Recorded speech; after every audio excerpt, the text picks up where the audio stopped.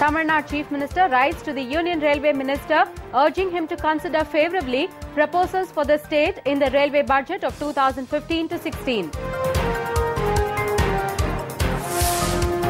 Tamil Nadu Legislative Assembly to commence on February 17 with the Governor's address. Supreme Court dismisses the plea of Maran brothers to quash the summons in the Aircel Maxis case. The news in detail. The Chief Minister of Tamil Nadu, O. Paneerselvam, wrote a letter to the Union Minister for Railways, Suresh Prabhakar Prabhu, urging him to favourably consider some of the proposals for the state in the coming railway budget for 2015 to 2016. O. Paneerselvam in his letter said that the railway budget for 2015-16 was to be presented shortly. This would be the first full budget to be presented by the new government, and there were considerable expectations from it. As a large and fast-growing state with rising aspirations, Tamil Nadu has certain specific proposals and suggestions for the railway budget, which he said he was sure the Union Minister would be able to consider positively. Recognizing that world-class infrastructure was a prerequisite for rapid growth and development, he said his revered leader Puratchi Thalaivi Amma had launched the Tamil Nadu Vision 2023 document aimed at implementing infrastructure projects in a number of sectors, including railways, at a total cost of 15 lakh crore rupees. Out of the 217 identified projects in the vision document, 10 are crucial railway projects costing 1,88,400 crore rupees approximately, he pointed out. The Chief Minister said his revered leader Puratchi Thalaivi Amma had specifically mentioned these 10 railway projects in the memorandum presented to the Prime Minister on 3rd June 2014. Complete doubling for Chennai-Kanyakumari line, Sriperumbudur-Gindi freight line, Chennai-Thoothukudi freight corridor, high-speed passenger rail link, Chennai-Madurai-Kanyakumari, high-speed passenger rail link, Madurai to Coimbatore, high-speed passenger rail link, Coimbatore to Chennai, Chennai-Bengaluru high-speed rail link, Chennai-Bengaluru freight corridor, Avadi-Guduvancheri rail link, and Avadi-Tiruvallur-Ennur port link. He said it was left from the Southern Railway officials that some of these projects, most notably the doubling of the Chennai-Kanyakumari broad gauge line and the Avadi-Guduvancheri and the Avadi-Tiruvallur-Ennur port link, were being taken up for implementation. He requested the Union Minister to kindly ensure that adequate funds were allocated in the railway budget 2015-16 for the early completion of these projects. He said he expected that the Chennai-Bengaluru freight corridor and the Chennai-Bengaluru high-speed passenger link would be high-priority projects under the Chennai-Bengaluru Industrial Corridor promoted by the Department of Industrial Policy and Promotion, Government of India. O. Paneerselvam recalled the Union Minister's letter dated January 2015, in which he had requested states to come forward to partner with the Indian Railways to form special purpose vehicles for raising funds for the development of the rail network in the state.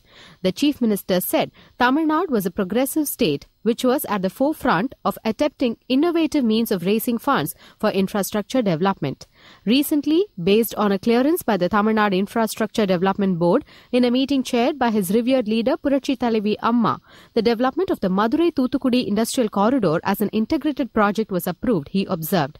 This corridor includes two sets of projects, industrial node development and trunk infrastructure projects. 3 of the trunk infrastructure projects proposed under the corridor were railway projects. The Chennai-Thoothukudi freight corridor, Chennai-Madurai-Kanyakumari high-speed passenger link, and Coimbatore-Madurai high-speed passenger link, he added. In the Vision 2023 document, they had already proposed implementing these projects in the public-private partnership mode through an SPV of Indian Railways and Government of Tamil Nadu. Hence, the Government of Tamil Nadu would be willing in principle to enter into an MOU to set up an SPV to promote these 3 railway projects proposed in the Madurai-Thoothukudi Industrial Corridor, the Chief Minister observed. In this context, given the previous experience of the state government in promoting railway projects with central government agencies, including the Ministry of Railways, and part financing some railway projects, Chief Minister O. Paneerselvam said he liked to make the following specific suggestions. Since the land was typically provided by the state government, this should be treated as part of the state government's equity contribution to the SPV at market value. Matching equity contributions from Ministry of Railways could be in cash or in the form of land owned by the railways or other central government departments. In the case of equity contributions in cash, there should be assurances that these contributions by both sides would be made in time to ensure that projects do not suffer delays due to lack of adequate funding. And the governance structure should be well balanced with adequate participation by the state. He said he would also like to reiterate a request made by his revered leader Purachi Thalaivi Amma in the memorandum presented to the Prime Minister. This was the integration of the Chennai Mass Rapid Transit System, a project implemented by the railways with substantial contribution from Government of Tamil Nadu, both in terms of funds and land, with the Chennai Metro Rail. Such integration would enable effective synergies between various modes of public transport in Chennai. The issue has been under consideration of the Railway Board for quite some time now. The Chief Minister observed that he believed this was a request which can be easily accepted as it would involve no financial outlay at all for the railways. Paneerselvam said that the Union Minister's predecessors had announced a number of projects in the past few years in successive railway budgets. Further, Chief Minister O. Paneerselvam pointed out that these announcements had raised public expectation considerably, but the work on these projects has been very slow. Hence, he requested the Union Minister to kindly allocate sufficient funds in the budget to expedite the completion of these projects. On behalf of the Government of Tamil Nadu and his revered leader Purachi Thalaivi Amma, he said he would be grateful if these proposals and suggestions were favourably considered in the Railway Budget 2015-16. He annexed a list of these projects announced for Tamil Nadu for the Union Minister's reference. The Tamil Nadu Legislative Assembly is scheduled to commence on the 17th of this month with the Governor's address. It was today announced that the Tamil Nadu Legislative Assembly would meet at 10:45 a.m. on Tuesday, the 17th of February in the Assembly Chamber, Secretariat in Chennai. The Governor of Tamil Nadu would address the Tamil Nadu Legislative Assembly on the same day, the Legislative Assembly Secretary stated in a release. The Tamil Nadu Cabinet meeting was held today. The Tamil Nadu Cabinet meeting, headed by Chief Minister O. Paneerselvam, was held at the State Secretariat in Chennai today. The Supreme Court today recalled its order refusing to entertain the petitions of former Telecom Minister Dayanidhi Maran and his brother Kalanidhi Maran to quash summons in the Aircel Maxis case by a special court trying the 2G spectrum scandal. The centre objected to the hearing in the morning and said another bench led by Chief Justice of India H.L. Dattu was already hearing all matters related to spectrum cases. The development came a couple of hours after the bench headed by Justice V. Gopala Gowda refused to hear the Maran brothers. Additional Solicitor General Pinky Anand mentioned on behalf of the CBI that all matters arising out of the 2G spectrum scam probe were being heard by a bench headed by the Chief Justice of India. The ASG said there is a specific order of the Apex Court that any matter arising out of the 2G spectrum case has to be heard by it or no other court in the country shall entertain it. Taking on record the submission of the ASG, the bench recalled its order and posted it before the bench headed by Justice Dattu on February 9th. Earlier in the day, the court refused to entertain the plea of the former telecom minister and his brother, saying they could approach the Delhi High Court against the trial court order summoning them as accused. The bench said it was not inclined to interfere in the matter, which has arisen out of the 2G spectrum allocation scam probe. On October 29th last year, a special 2G court had summoned Maran brothers and 6 others, including Malaysian business tycoon T. Anandakrishnan, as accused in the Maxis deal case. AIADMK star orators and leaders of friendly political parties are doing election campaign in Srirangam constituency to gather support for the AIADMK candidate S. Valarmati in the by-elections. Founder of the Tamizhaga Vazhurimai Katchi, Velmurugan, campaigned near Rajagopuram in Srirangam in support of the AIADMK candidate S. Valarmati. He mentioned that the People's Chief Ms. Jayalalitha was the one who has won a permanent place in the hearts of the people of Tamil Nadu. உலகத்தில் வாழுகிற 12 கோடி மக்களின் ஒற்றை நம்பிக்கையாய் இருக்கிற ஒரு தலைவி நம்முடைய புரட்சி தலைவி அம்மா அவர்கள். இந்த நாட்டில் சூது வாது வஞ்சகம் சூழ்ச்சி எதுவும் தெரியாமல் ஒரு நாட்டில் ஒரு ஆட்சி நடந்து கொண்டிருக்கிறது என்று சொன்னால் ஒரு துணிச்சலான பெண்மணி இருக்கிறார் என்று சொன்னால் அது அம்மாதான் என்று சொன்னார். State General Secretary of the All India Forward Bloc P.V. Kadiravan MLA campaigned in Thiruvanekkaval, Amma Mandapam and Mambala Salai. During his speech, he hailed Ms. Jayalalitha by saying that she was the only leader who fulfilled the needs of the people in a swift manner. மக்களுக்கு என்ன தேவையோ அதையெல்லாம்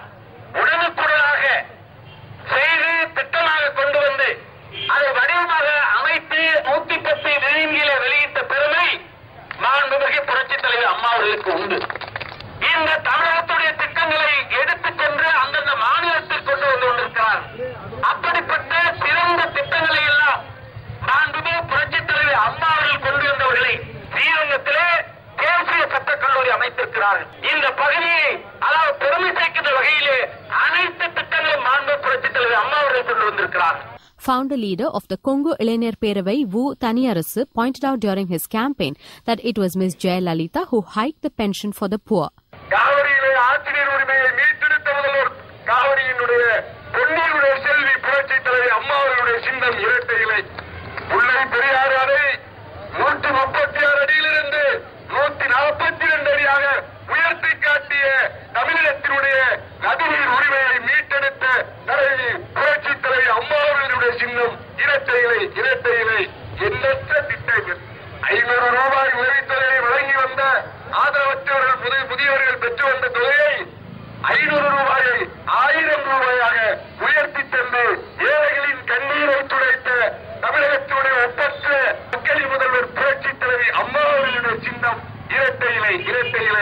Ms. Jayalalitha's major achievement was safeguarding the rights of the people of Tamil Nadu in the Kaveri water issue, the State General Secretary of Padayachiyar Peravai, MP Gandhi, said during his campaign. Kaveri பிரச்சனையை நடுவர் மன்றம் கையை விரித்தபோது உச்சநீதிமன்றத்தில் சென்று இந்த மண்ணினுடைய நீர் ஆதாரத்தை சட்டத்தின் மூலம் போராடி வெற்றி கண்டு மத்திய கெஜெட்டில் வெளியிட்டவர் மக்கள் முதல்வர் புரட்சித் தலைவி அம்மா அவர்கள் என்பதை இந்த நாடே தெரியும். இங்கே மக்கள் நலத்திட்டங்கள் அனைத்தும் நிறைவேற்றப்பட்டு முடிக்கப்பட்டு விட்டன என்பதை மக்களே சொல்லுகிறார்கள் என்ற அளவிற்கு இன்றைக்கு இந்த ஸ்ரீரங்கம் தொகுதி தேர்தல் பிரச்சாரம் நடைபெற்று கொண்டிருக்கிறது. Tamizhaga Makkal Munnetra Kazhagam's President John Pandian was engaged in a whirlwind election campaign in areas including Kambarasanpettai. மக்கள் முதல்வர் புரட்சித் தலைவி அம்மா அவர்களை வெற்றி பெறச் செய்த ஸ்ரீரங்கம் தொகுதி அன்பு சகோதரி எஸ் வளர்மதி அவர்களை வெற்றி பெறச் செய்வார்கள். எதிர்க்கட்சிகள் டெபாசிட் இழப்பார்கள் என்பதுதான் உண்மை.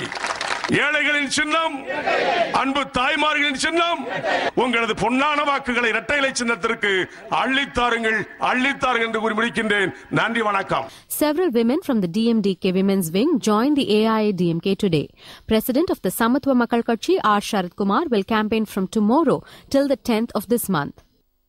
Heavy security will be in place at 12,083 polling stations that will be manned by 65,791 polling personnel for tomorrow's single-phase day-long casting of votes by over 13 million eligible voters to elect the next Delhi Assembly. Of the 70 assembly constituencies that are being contested, 58 are in the general category and 12 are in the scheduled caste category. There are no scheduled tribe constituencies in the national capital. Of the 1,33,14,215 persons eligible to vote, 2,27,316 are in the age group of 18 to 19. The Burari Assembly constituency has a maximum number of candidates who will be contesting in Saturday's elections. The Ambedkar Nagar Assembly constituency has the lowest number of candidates. Party-wise, the BSP, Congress and the Aam Aadmi Party are fielding 70 candidates each, while the BJP is fielding 69 candidates. The Sharad Pawar-led Nationalist Congress Party is fielding 9 candidates in the polls, while the CPI and the CPM are fielding 5 and 3 candidates respectively. Earlier, Chief Election Commissioner Harishankar Brahma said all arrangements are in place for a free and fair polling in Delhi tomorrow. Brahma said he was confident that voters would be allowed to exercise their franchise safely and in well-secured electronic voting booths. Campaigning for the assembly elections ended last evening. A total of 673 candidates are in the race to get elected to the 70-member Delhi Assembly. The results will be declared on February 10th. Thousands of Jordanians packed the streets of the capital Amman today, urging their monarch to step up airstrikes on Islamic State to avenge its killing of pilot Moat al-Qasasbeh. Crowds massed near the main Husseini mosque, then marched chanting "Death to Desh" using an Arabic acronym for the jihadist group in the latest sign of mounting public anger. The rally came 3 days after Islamic State released a video purporting to show Qasasbeh being burnt alive in a cage as masked militants in camouflage uniforms looked on. Many Jordanians have opposed their country's involvement in US-led air campaign against Islamic State positions, fearing retaliation. But the killing of the recently married pilot from an influential Jordanian tribe has increased support for the military push. Jordanian fighter jets pounded Islamic State targets in Syria on Thursday before roaring in Qasasbeh's hometown. Queen Rania, the wife of King Abdullah, joined Friday's marchers carrying a picture of the pilot. The fresh spell of snowfall in Jammu and Kashmir has brought cheers to tourists and residents alike as the valley has turned into a picturesque landscape. Tourists came out in large numbers to rejoice the weather and take boat rides in the world-famous Dal Lake. The temperature has plummeted to 0 and minus levels in several regions of the state. We can promote Kashmir as an international tourist destination for winter tourism because infrastructure facility for skiing in Gulmarg was amazing. It was as good as it gets, a tourist, Ravi Shukla, said. Locals, hoteliers and businessmen are happy as fresh snowfall is likely to boost tourism in the region.